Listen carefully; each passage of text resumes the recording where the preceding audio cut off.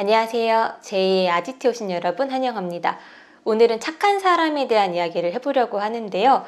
특히 나는 내 이야기를 잘 들어주는 사람이 좋아, 나는 나에게 잘 맞춰주는 사람이 좋아 라고 하시는 분들이 꼭 봐주셨으면 하는 영상이고요. 그럼 지금부터 착한 사람이라고 믿는 그 사람이 왜 꼭 착하지만은 않은지에 대해서 제 생각을 말씀드리겠습니다. 사실 이 착한 사람에 대해서는 저마다 다 다른 생각을 가지고 계실 거예요. 그런데 제가 생각할 때 나는 착한 사람이 좋아 라고 할 때 어떤 사람을 흔히 의미를 하냐면, 일단 자기 주장이 별로 없고 그래서 타인에게 잘 맞추고 그러다 보니까 별로 문제도 일으키지 않고 어떻게 보면 사회에 되게 잘 적응하고 있다고 할 수 있으면서도 좀 순응적인 모습을 많이 보이는 사람이라 생각이 들거든요. 그러니까 우리가 아이 중에서 우리 애는 참 착해요 라고 하면 대체로 좀 말이 없고 그냥 자기 할 일 알아서 잘 하고 별로 부모님 성가시게 하지 않고 이러한 아이들을 말하잖아요. 그러다 보니까 이런 착한 사람과는 뭐 회사에서 업무 관계로 얽히거나 아니면 좀 먼 관계를 유지하는 뭐 지인 정도의 관계이거나 이럴 때는 꽤 좋은 관계를 형성한다고 저는 생각을 하고 있어요. 그런데 문제는 이 착한 사람이 뭐 가족이거나 아니면 내 배우자거나 아니면 뭐 사업을 같이 운영을 하거나 이렇게 아주 가까운 관계가 되었을 때는 좀 이야기가 달라진다고 생각하는데요. 그러니까 연애 때는 이 사람이 착해서 좋았는데 결혼을 하고 나니까 오히려 이 사람이 착해서 여러 가지 문제가 일어나는 거죠. 왜냐하면 연애 때는 이 사람이 나에게 되게 잘 맞추고 그냥 내 의견을 다 따라주고 하니까 되게 좋았어요. 그런데 이러한 기저에는 나를 좋아하는 마음도 있지만 한편으로는 이 사람이 타인의 칭찬과 인정을 되게 많이 받고 싶어하는 그런 사람일 수도 있거든요. 그러다 보니까 자기 내면의 어떤 감정이나 욕구 이런 것들을 억누르고 지나치게 타인에게 맞추는 경향이 있는 거예요. 그런데 이게 어느 정도 거리가 있는 경우에는 타인에게 잘 맞추고 이런 것들이 이 사람에게도 별로 어려움이 아닐 수가 있어요. 그런데 뭐 부부나 이렇게 아주 가까운 관계가 되다 보면 이때부터는 자기의 모습을 감출 수가 없거든요. 이러다 보니까 자기가 칭찬받고 싶고 인정받고 싶고 이러한 욕구들이 강렬하게 올라오는 거예요. 그런데 우리가 연애 때 예를 들어서 내가 아픈데 이 사람이 나를 돌봐주면 이거는 그저 되게 감사한 일이 될 수가 있지만 결혼을 해서 부부가 되었을 때는 물론 이게 감사하기도 하지만 한편으로는 당연한 일이기도 하잖아요. 그런데 이 사람이 타인에게 잘 맞추고 별로 문제를 일으키지 않고 이러한 거에는 내가 이 타인에게 사랑받고 싶은 마음, 예쁨 받고 싶은 마음, 이러한 마음이 있기 때문에 이때부터는 이분들이 어떠한 행동을 보이는 경향이 있냐면 가정은 소홀히 하고 그러니까 배우자는 뒷전이고 예전처럼 나를 이렇게 인정해주고 칭찬해주고 그럴 만한 외부 관계와 이렇게 관계를 만들어가는 거죠.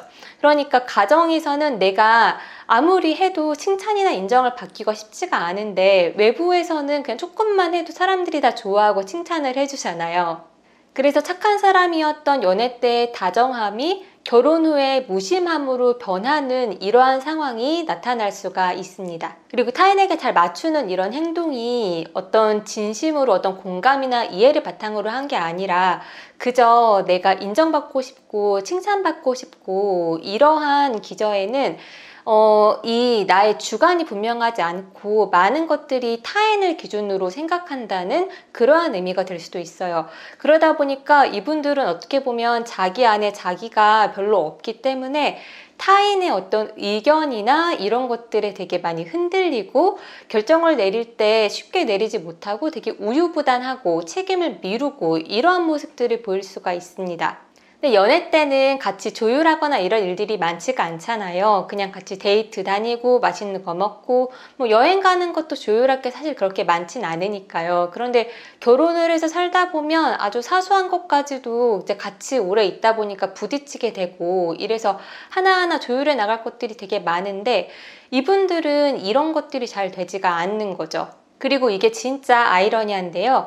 이분들이 타인에게 잘 맞추지만 한편으로 고집이 엄청 센 거예요. 그러니까 자기와 별로 친하지 않은 그러한 거리가 있는 사람들에게는 되게 좋은 사람이곤 하는데 오히려 가족에게 있어서는 좀 쓸데없는 그러한 고집들을 많이 부리고 자기중심적으로 생각하고 자기에게 다 맞춰주기를 바라고 이러한 경향들이 있는 거죠. 그럴 수밖에 없는 게 외부에서 너무 많은 에너지를 쓰다 보니까 이 가정에 와서는 그냥 자기를 있는 그대로 인정해 주길 바라는 거예요. 그런데 그 있는 그대로의 모습을 수용을 한다는 게 그래도 어느 정도의 규칙과 약속과 이런 것들을 지켜나가는 가운데서 할 수가 있는 것들인데 이분들은 그냥 자기가 어떤 사고를 치든 내가 무슨 모습을 하든 약속을 뭐 지키지 않든 이러한 모든 모습을 받아들이는 걸 사랑이고 그게 가족이기 때문에 의무라고 생각하는 그러한 경향들을 보이기도 합니다. 그러니까 이러한 행동은 마치 우리가 어린 아기들은 부모님들이 모든 걸 다 해주잖아요.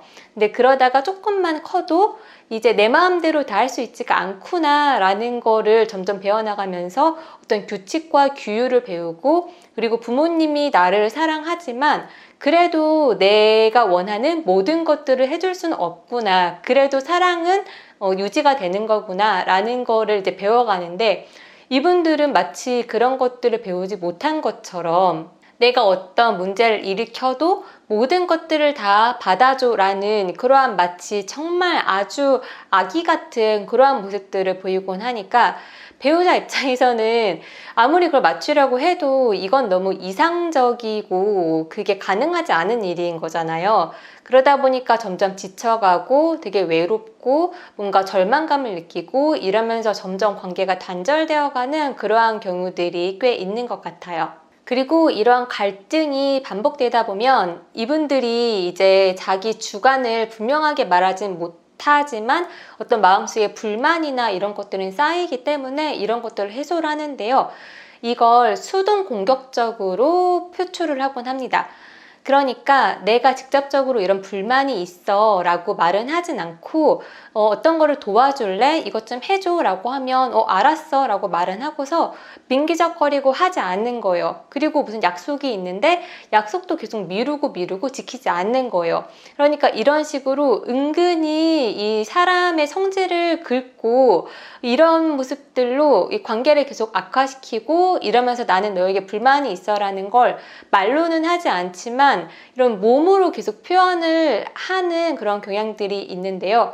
근데 이거는 또 말로 표현을 하지 않으니까 또 되게 상황이 애매하니까 뭐 배우자나 이런 상대방 입장에선 직접적으로 지적하기도 어렵고 뭔가 이걸 지적을 하면 내가 되게 속 좁은 사람이 되는 것만 같고 그런데 뭔가 애매한 기류는 계속 흐르고 이러한 관계가 형성이 되는 경우들이 있습니다.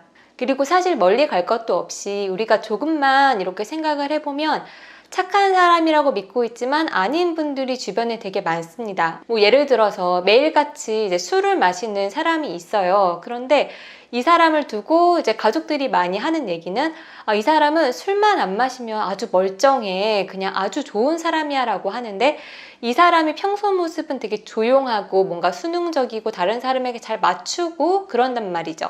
근데 그런 사람이 실제로는 알코올 중독인 경우들도 주변에서 흔히 볼 수가 있고요. 그리고 또 어떤 사건, 사고가 일어났을 때 그 이웃들이 하는 말이 그 사람 되게 조용하고 평소에 그냥 만나면 인사도 잘하고 되게 좋은 사람 같아 보였어요 라고 말하는 경우들이 흔하잖아요. 그래서 정리하자면 이 착한 사람이라는 분들은 타인에게 잘 맞추고 별로 갈등도 일으키지 않고 이렇기 때문에 좀 거리가 있는 관계에서는 되게 좋은 사람인 것 같지만 그런데 막상 이런 사람을 몇 번 겪어보면 이분들은 그 기저에 억눌린 것이 많기 때문에 어떤 행동을 갑자기 할지 모르는 그런 예측 불가능성이 있기 때문에 그런 점들이 관계를 이제 오랫동안 안정적으로 형성하기에 좀 어려운 점이라는 생각이 들었어요. 그러니까 이게 어떤 느낌이냐면 차라리 나쁜 사람이라고 나는 그냥 내 마음대로 하는 뭐 이런 사람이야 라고 온몸으로 표출을 하시는 분들은 예측할 수 있고 내가 어느 정도 피해갈 수가 있잖아요. 그런데 이렇게 착한 사람처럼 보이는 분들은 처음에는 뭔가 되게 잘 맞추고 순응하고 이런 것 같으니까 잘 지내는 것 같지만 막상 관계가 깊어지면 그렇지가 않은 거죠. 그래서 오히려 배신감을 느끼고 혼란스러워지고 이러한 경우들이 제가 느낄 땐 많은 것 같습니다. 그리고 여기서 한 가지 꼭 말씀드리고 싶은 건 만일에 내 주변에 이런 사람들이 있다라고 한다면 나 또한 그런 착한 사람으로 보이고 싶어 하는, 그리고 모든 사람에게 예쁨 받고 싶어 하는 이런 사람일 가능성이 되게 높다는 거예요. 그래서 저는 모쪼록 오늘 이 영상이 여러분 주변에 가까운 관계도 돌아보시면서 자기 자신도 돌아보시는 그러한 계기가 되셨길 바라고요. 그리고 실제로 이렇게 착한 아이 컴플렉스에 오랫동안 빠져있던 사람이 살면서 어떤 어려움을 겪었고 그러면서 이것들을 어떻게 과정을 극복해 왔는지에 대한 이야기가 만일에 궁금하시다면 실제 사례는 이 부모님과 헤어지는 중입니다 라는 책에서 보실 수가 있다는 점 말씀드리고 싶습니다. 그래서 모쪼록 오늘 영상도 여러분들의 인생에 조금이나마 보탬이 되었길 바라고요. 그리고 여러분들께서 같이 이야기 나누고 싶은 주제가 있다면 꼭 댓글로 남겨주셨으면 하고, 그리고 구독과 좋아요로 마음을 표현해 주시면 또 진심으로 감사드리겠고요. 그럼 저는 더 좋고 알찬 영상으로 돌아오겠습니다. 감사합니다.